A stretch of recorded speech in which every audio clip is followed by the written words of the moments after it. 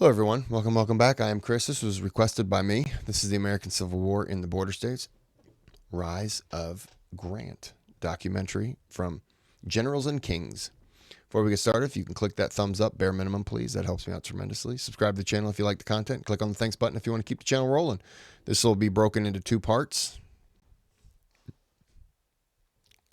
So it'll be somewhere in here. Wait a minute. Okay, so they do go all the way to, they don't have that. Okay, I was just checking for like some kind of 4-minute ad at the end. All right, let's do it.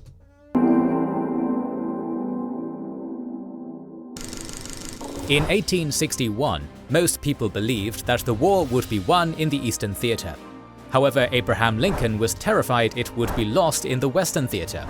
If Missouri or Kentucky joined the Confederacy, the Union's strategic position would be compromised and potentially indefensible. Fortunately, the boldness of the Western Theater's Union officers and the overconfident ineptitude of the secessionists prevented either state from seceding and set the Union on the path to victory. Welcome to our latest video on the American Civil War, in which the battles of the Western Theater continue and the fates of Missouri and Kentucky hang in the balance. Every week we release 3 new exclusive videos. The other revolution has popular comment.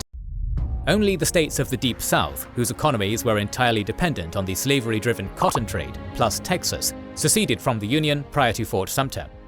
While most Upper South states held votes on secession, their more mixed economies, internal divisions, and stronger ties to free states diluted the slaveholders' fears enough to defeat secession. These states seceded after President Lincoln called for volunteers, either because public opinion shifted towards secession, as happened in Tennessee, or because secessionists manipulated the vote, as in Virginia. The northernmost slaveholding states, known as border states, remained in the Union despite local secession efforts and Confederate lobbying. Delaware was the second state to hold a secession vote, but it was rejected unanimously. Its governor Burton stated that as Delaware was the first state to enter the Union, it would be the last to leave. Meanwhile, Lincoln's post-Baltimore riot crackdown destroyed Maryland's secessionists. Missouri and Kentucky were far more delicate. Both were among the most populated and wealthy states, with strongly mixed loyalties. They'd been initially settled as slave states, but waves of immigration and changing economics caused slavery's importance to decline, especially in Missouri. Their loyalties were almost perfectly split. As the secession crisis began, Missouri's outgoing governor Robert Stewart advocated neutrality, remaining in the Union but refusing to materially aid either side, and committing state troops to repel any invasion. Incoming Governor Claiborne Jackson claimed he'd reaffirm Stewart's policy. However, his inaugural address on January 3, 1861, made clear that his sympathies lay with the Confederacy. Shortly after taking office, he and the pro-Southern legislature further revealed their secessionist inclinations by calling for a constitutional convention to reconsider Missouri's relationship with the federal government, a clear euphemism for secession. However, on March 19th, the convention voted 89-1 against secession. Despite Missouri furnishing most of the 89-1? Voted 89-1 against secession. Wow. I didn't know that. I mean, I knew they had the vote. I guess maybe I forgot. 89-1. I mean, to be honest, once you get to about 89-1, so you got 90 people. When you get to 50 and it's like 49-1 and you're like, there's only 40 more people who are going to vote. So at best, it's 49 to 41. You've lost. There's no reason to continue the vote. Despite Missouri furnishing most of the pro-slavery border ruffians and bushwhackers during Bleeding Kansas, the public strongly favored neutrality and had overwhelmingly elected Unionists to the convention. Shocked and frustrated, Jackson and his allies were undeterred, opening covert diplomatic channels to Jefferson Davis. Jackson's public and forceful rejection of Lincoln's call for troops signaled Missouri's secessionists to take action. On April 20th, a pro-secession mob seized 1,000 small arms from the Liberty Arsenal as Jackson prepared to coup the state into the Confederacy. The only obstacle was the St. Louis Arsenal.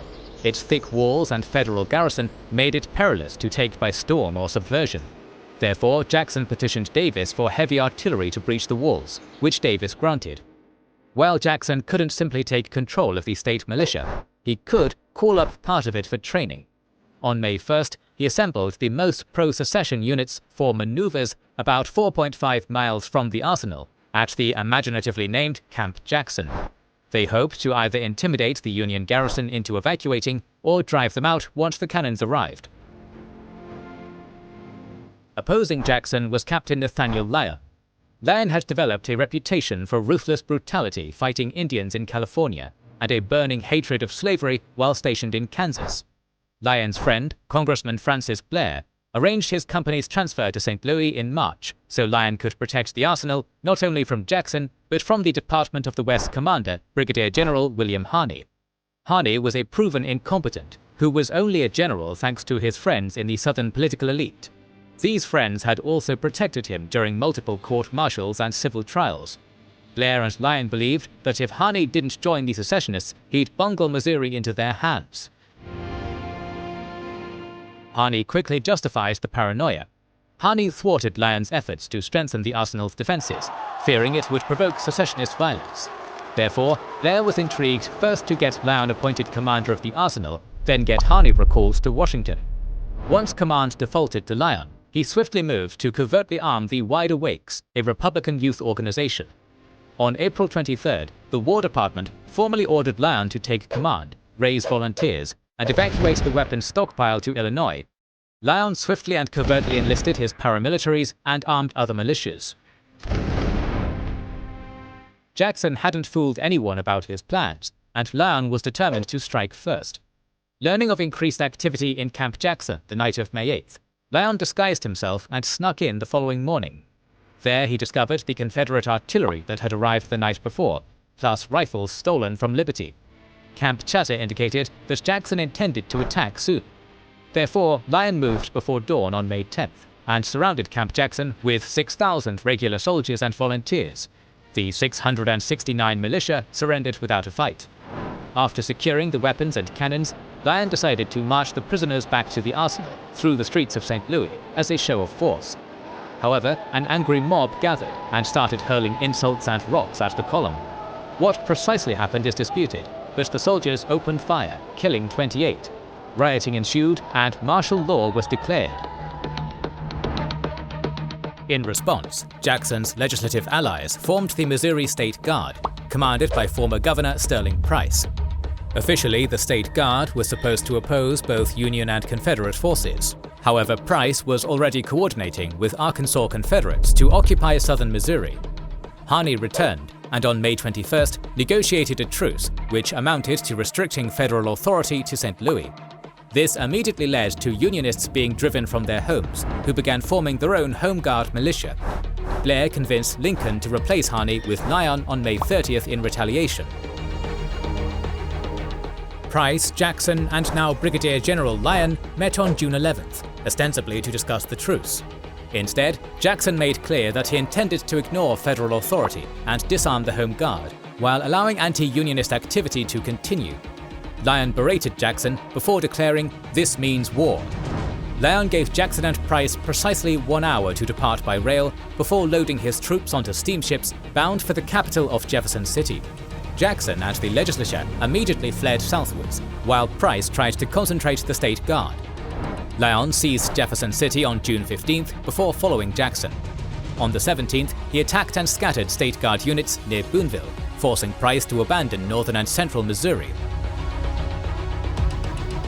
Lyon spent June and July securing central Missouri and gathering reinforcements near Springfield, particularly German immigrants eager to serve under Colonel Franz Sigel.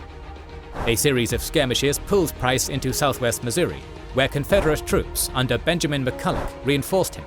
The two marched to attack Lyon while bickering over who commanded whom, but again Lyon struck first. The rebel vanguard was repulsed near Doug Springs, but Lyon discovered he was outnumbered 12,000 to 6,000 and fell back on Springfield. Price wanted to immediately attack, but McCulloch refused due to ammunition shortages and lack of faith in Price's abilities. After Price threatened to attack alone, McCulloch agreed to attack at dawn on August 10th, but heavy rain on August 9th made him cancel.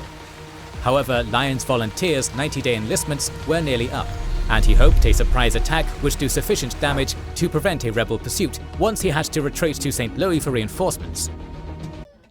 A lot of this I don't know the details of, so that's why I'm not really talking a whole lot. I'm just kind of appreciating it. It's always kind of glossed over some of the things that Lyon did in Missouri, and at least with things that I've, books that I've read. It doesn't really get into detail about this. So I'm shutting up and just listening. Leaving a garrison in Springfield, Lyon would take the main body and attack the rebel camp along Wilson's Creek from the north, while Sigel's 1,200 troops flanked from the south after a night march. At dawn, Lyon overran the surprised rebel camp. Shortly thereafter, Sigel's artillery scattered Confederate cavalry guarding the camp's rear, and he advanced across the creek. However, McCulloch's artillery halted Lyon's advance long enough for Price's infantry to form up. Lyon's position became known as... Okay, let me go back for a second. I didn't realize, I thought they were trying to shoot at them. I didn't realize their cannons were going off. I was looking at the wrong direction. Then I realized, that's the U.S. and the Confederate. North Confederates. Okay, sorry. I had to get my bearings straight for a second. Guarding the camp's rear, and he advanced across the creek. However, McCulloch's artillery halted Lyon's advance long enough for Price's infantry to form up. Lyon's position became known as Bloody Hill, as Price ordered first frontal then flanking attacks, which failed due to a lack of ammunition. Meanwhile, Sigel lost contact with Lyon and his men were exhausted, so he paused past Sharp's farm to reorient and rest. This gave McCulloch time to organize a counterattack, led by the 3rd Louisiana, who wore the same grey uniforms as the 1st Iowa Volunteers, one of Lyon's units. This misidentification allowed them to march unmolested to Sigel's line and fire point-blank into the flank, immediately routing Sigel's brigade. Lyon had been wounded twice while personally directing his troops. With Sigel routed, the full Confederate force turned on him. Heavily outnumbered, the Federal forces continued to repel attacks until Lyon was shot through the heart while preparing a counterattack. Major Sturgis took command, repelled another attack, then ordered a retreat to Rolla before being overwhelmed. The Union suffered 1,317 casualties to 1,232 Confederate. Price wanted to immediately pursue, but it was impossible due to the scattered cavalry and exhausted infantry. After days of arguing, McCulloch decided that his supply situation and conflicts with Price were too severe to remain, and he returned to Arkansas while Price lethargically marched northward, ironically fulfilling the late Lyon's strategic goal. Across the Mississippi in Kentucky, the birth state of both Abraham Lincoln and Jefferson Davis held strong ties to both the North and South. Consequently, Kentucky Governor Beriah Magoffin and the General Assembly declared neutrality on May 20th, and unlike Jackson, actually meant it. Magoffin repeatedly refused to send help to either side, offered to mediate the conflict, and interfered in both sides' recruitment efforts. Initially, both Lincoln and Davis respected Kentucky's neutrality. The former was terrified that Kentucky's secession would make the North's strategic position untenable and instantly lose them the war. The latter was influenced by Tennessee Governor Isham Harris, whose northern border was indefensible. If Federal gunboats entered the Tennessee or Cumberland rivers, all of northern Tennessee, including Nashville, would be too isolated to defend. Kentucky was his only shield, but only as long as it stayed non-hostile. However, neutrality couldn't last. Union recruiting camps were set up across the border in Ohio and Indiana. The Confederates built forts Henry and Donelson across the border on the Tennessee and Cumberland rivers, while stationing troops yards from the border in the Cumberland Gap. Attempts to reorganize the state military to enforce neutrality just led to a secessionist state guard and Unionist home guard forming. Peace survived the summer, but the August 5th legislative election returned veto-proof Unionist majorities in both houses.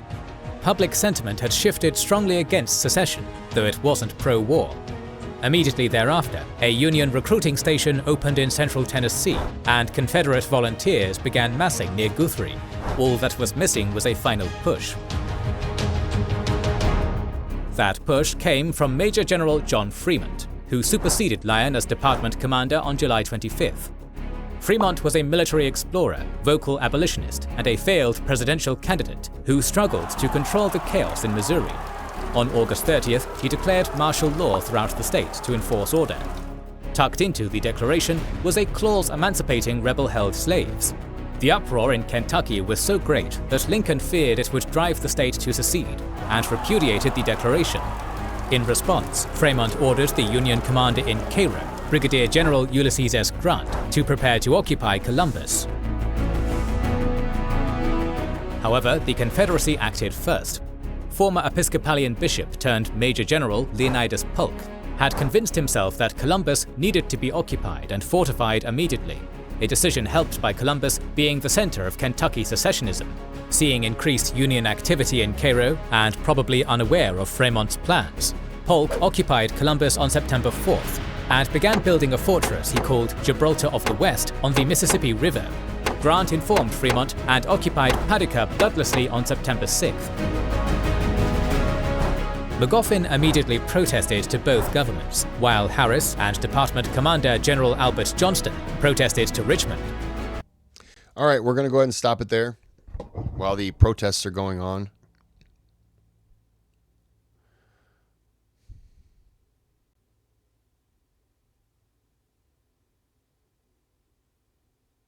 Hold on. While Harris and Department Commander General Albert Johnston protested to Richmond. Harris protested to Richmond.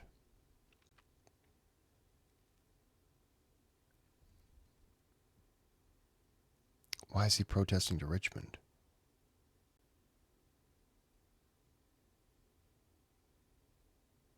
I'm trying to figure out why Harris is because Tennessee is a Confederate state. Unless he's why would he be protesting to Richmond unless he's wanting more troops?